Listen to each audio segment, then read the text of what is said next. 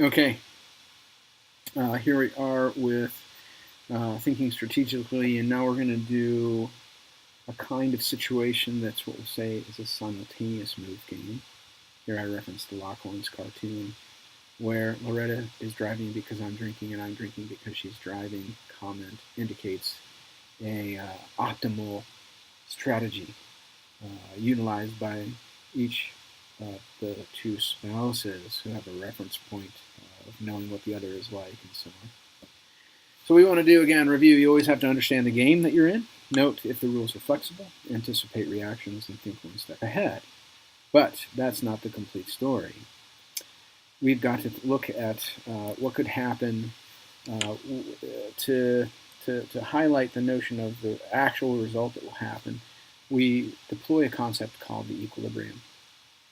This would be the likely outcome of a game when the rational agents who pursue their strategic actions interact with one another. And the idea here is that each player is playing his or her best strategy given the strategy choices of all the other players. The other way to think of this is that no one has an incentive to change their action unilaterally. So what we're doing in this case is looking at a way to model interactions. We'll identify an equilibrium that occurs in a game. There might be multiple equilibria that occur, and we'll decide if these would be likely to occur. A good example is if you think of cigarette advertising on television. Back in the early 60s, U.S. tobacco companies actually heavily advertised on TV. The Surgeon General, then in 1964, issues the official warning that cigarette smoking is hazardous for your health. Cigarette companies become fearful of lawsuits. The government is going to pursue recovery of healthcare costs. By 1970, the cigarette companies come to the U.S. government and they strike an agreement. They say that they'll carry the warning label. They will stop TV advertising. All of this in exchange for immunity from federal lawsuit. And that deal is completed. How do we model such interaction? To make it simple, assume the players are just Reynolds and Philip Morris, two large tobacco firms in the U.S. Imagine the strategies would be to advertise or not advertise, and the payoffs we'll consider are the company profits. The strategic landscape here, let's say, is that each firm earns $50 million from its customers. The advertising costs the firm, let's say, $20 million. They may capture part of the market with that advertising. And you're able to get $30 million from a competitor under these advertising investments, we'll say. So you want to represent this game as follows. Imagine that the players, Philip Morris and Reynolds, are put into a matrix, this time a matrix instead of the game tree, because now these are players that can act simultaneously. The Reynolds company is on the rows in blue, Philip Morris on the columns in red. The numbers inside the matrix represent the payoffs. Our strategies are either to have no advertising or to advertise. The payoff numbers are related to the setup. For instance, if neither of them advertises, each will make $50 million. If one of them advertises and the other does not, the advertising firm will earn a total of $60 million. The other firm will have lost $30 million, so is now earning $20 million. If they both advertise now, you see they earn $30 million each. So what should they do? If you're advising Reynolds, what strategy would you recommend? Now, what you do is you imagine Reynolds thinks, what would we do if Philip Morris decided to do no ad? Now, Reynolds would look at that and say, under the no ad column, advertising is the better deal. Then switch and say, what if Philip Morris decides to do advertising? Reynolds then examines its payoffs and says, of course, advertise is the better deal. So now you see that Reynolds always wants to pursue advertising. See, the best reply for Reynolds is the same, right? Regardless of what Philip Morris has decided to do. That means what you have is a dominant strategy. It is said to be dominant if it outperforms all the other choices, no matter what an opposing player would be doing. Now, strict dominance occurs when the options are always better. Weak dominance would be shown where maybe some aspect of a strategy performs just as well as another aspect. Now, games with dominant strategies are actually easy to play because you can identify the potential outcome without having to deal with what-if thinking. That is, it is unconditional kind of strategy that you're identifying. If you do have a dominant strategy, you should use it, and that's a key commandment. You should also expect your opponent to use her dominant strategy if she has one. Both players here have a dominant strategy, which is, of course, to advertise. The equilibrium results in the lower payoffs in that bottom right part of the matrix. And in fact, yes, we have avoided the $20 million of profit, but we're not attaining 60 and we're not obtaining 50. And the whole market has shrunk, if you look at this. The whole market in terms of the money on the table. Under no ad, the money on the table was 100 million. Under advertising and no ad, the money on the table was 80. On the table now, with both firms advertising, the money on the table is only 60. The equilibrium thus results in the lowest possible total value created in this particular business setting. Now, after the 1970 agreements, cigarette advertising decreased by 63 million and industry profits rose by 91 million. The reason that happened is that the cigarette advertising being canceled eliminated that part of the matrix. It no longer was a feasible strategy because of the law, because of the agreement. What had been a prisoner's dilemma was not efficient. And that is the essence of a prisoner's dilemma, an equilibrium that's not necessarily efficient. That is, the players are forced to accept mutually bad outcomes unless they can change the rules of the game. Thus, it's very bad to be playing in a prisoner's dilemma. It's good to have others play in that dilemma, but not yourself. So I had huge incentives here to change the rules.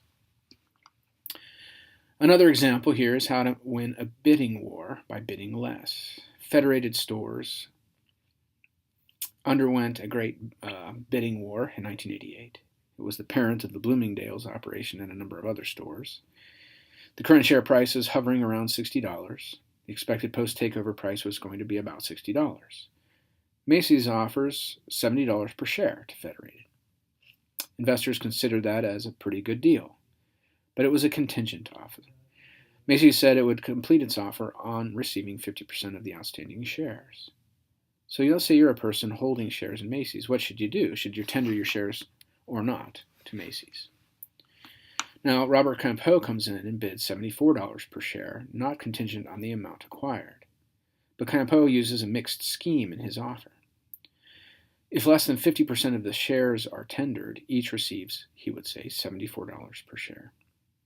But if more than 50% are tendering their shares, let's say if X percent offer, imagine 100% might offer, each would receive, let's say, 1/2 of the proportion times $74, plus whatever proportion occurred minus 50% times $60. This contingency arrangement sets up basically, we could say it's the Federated game. What's going on here is Macy's has an offer, $70. Let's say you think, should I tender to Campeau? Should I tender to Macy's?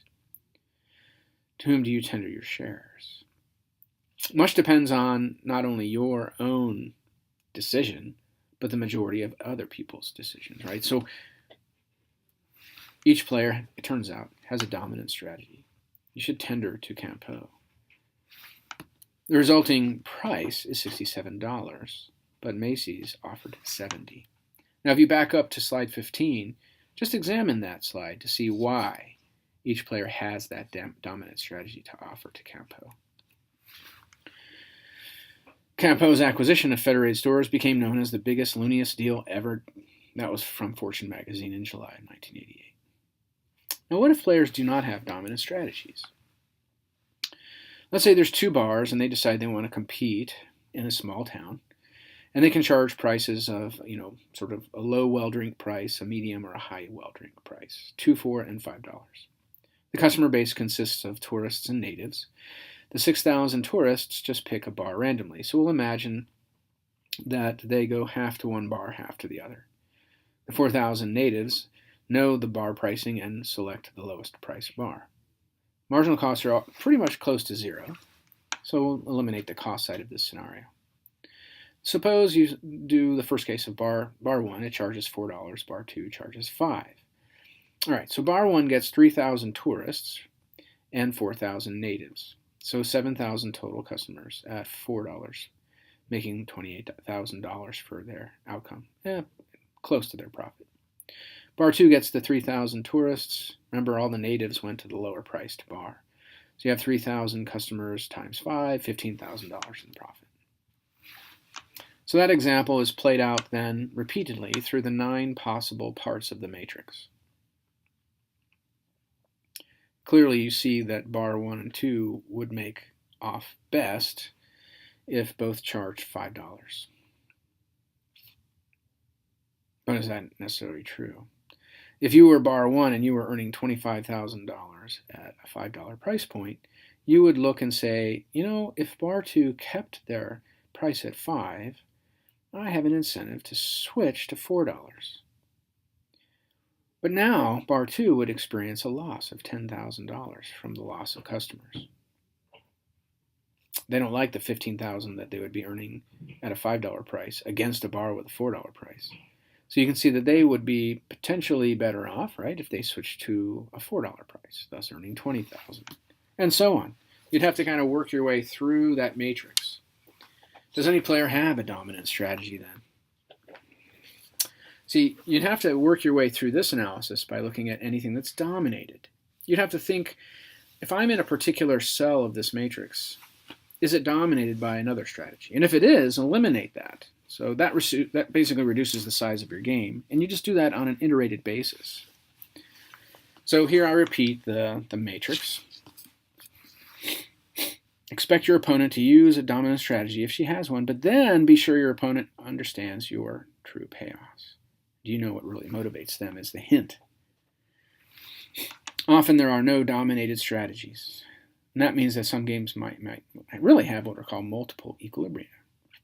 So the equilibrium selection process is more of an issue than the person's motives and their outcomes. In this case, each player has to find the best response to every strategy of the other. This represents what we could call coordination games, games of assurance and games of chicken. The authors present minor examples regarding those, but look for the issue of coordination especially. In summary, right, what's going on here is games that have predictable outcomes. You can notice dominant and dominated strategies in such settings. You also see the theme that it's best to be able to choose the right game to play. That internal corporate change impacts strategic interactions is crucial. And you have to thus know what game you are in. So it pays off to play lots of different kinds of these games to start to get familiar with the type of game you're in.